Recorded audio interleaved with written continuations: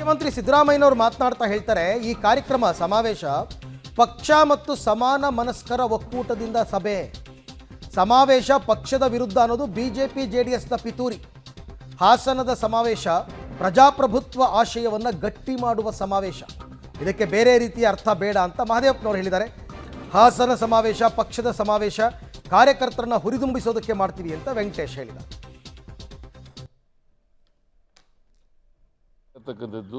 ಇವತ್ತು ಜನರಿಗೆ, ಇಡೀ ರಾಜ್ಯದ ಜನರಿಗೆ ಕೃತಜ್ಞತೆಗಳನ್ನು ಹೇಳಬೇಕು ಅಂತೇಳಿ ಪಕ್ಷ ಮತ್ತು ಸ್ವಾಭಿಮಾನಿಗಳ ಒಕ್ಕೂಟದಿಂದ ಏರ್ಪಡಿಸಿರ್ತಕ್ಕಂಥ ಸಮಾವೇಶ. ಇದು ಬರೀ ಸ್ವಾಭಿಮಾನಿಗಳ ಒಕ್ಕೂಟ ಅಲ್ಲ, ಇದು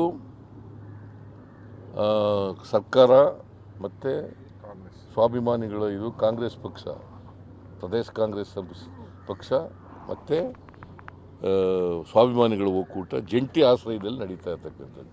ಇದಕ್ಕೆ ಸುರ್ಜೇವಾಲಾ ಅವರನ್ನು ಕೂಡ ಆಹ್ವಾನ ಮಾಡಿದ್ದೀನಿ, ಖರ್ಗೆ ಅವ್ರಿಗೂ ಕೂಡ ಆಹ್ವಾನ ಮಾಡಿದ್ದೀನಿ, ಗೊತ್ತಾಯ್ತಾ.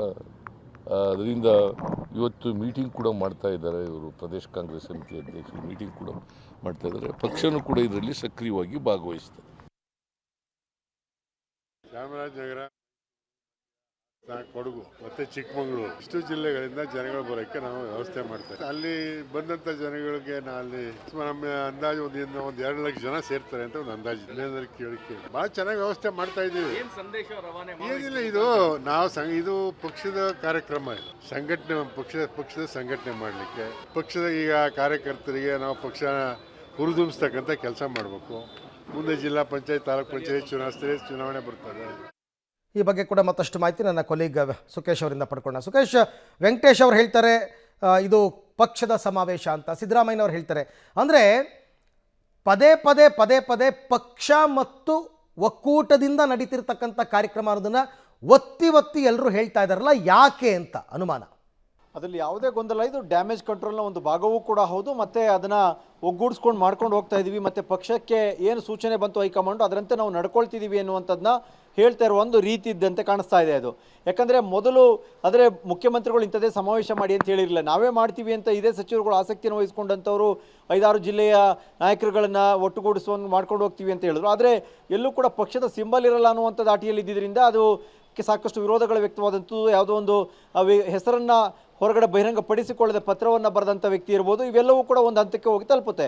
ಆ ನಂತರದಲ್ಲಿ ಪಕ್ಷ ಮತ್ತು ಅದು ಒಟ್ಟಾಗಿ ಹೋಗಬೇಕು ಅನ್ನುವಂಥ ಸೂಚನೆ ಬಂದ ಹಿನ್ನೆಲೆಯಲ್ಲಿ ಪಕ್ಷದಿಂದಲೇ ಆರ್ಗನೈಸ್ ಆಗುತ್ತೆ ಅನ್ನುವಂಥ ಲೆಕ್ಕಾಚಾರಕ್ಕೆ ಈಗ ಜವಾಬ್ದಾರಿಯಿಂದ ಮೀಟಿಂಗ್ಗಳನ್ನು ಕೂಡ DCM DK ಶಿವಕುಮಾರ್ ಅವರು ಮಾಡಿರುವಂಥದ್ದು. ಇವೆಲ್ಲವನ್ನು ನೋಡ್ತಾ ಹೋದರೆ ಎಲ್ಲ ಒಂದು ಕಡೆ ಈಗ ಆ ಡ್ಯಾಮೇಜ್ ಕಂಟ್ರೋಲ್ನ ಪ್ರಯತ್ನವನ್ನು ಸಚಿವರುಗಳ ಪರವಾಗಿ ಮಾಡಿದಂತೆ ಕಾಣಿಸ್ತದೆ. ಮತ್ತು CM ಕೂಡ ಗೊಂದಲ ಜಾಸ್ತಿ ಆಗದ ರೀತಿಯಲ್ಲಿ ಅದನ್ನು ಸರಿಪಡಿಸುವಂಥ ಪ್ರಯತ್ನವನ್ನು ಮಾಡ್ತಾ ಇರುವಂತೆ ಕಾಣಿಸ್ತಾ ಇದೆ. ಸುಕೇಶ್, ಥ್ಯಾಂಕ್ ಯು ತಮ್ಮೆಲ್ಲ ಮಾಹಿತಿಗೆ, ಧನ್ಯವಾದ.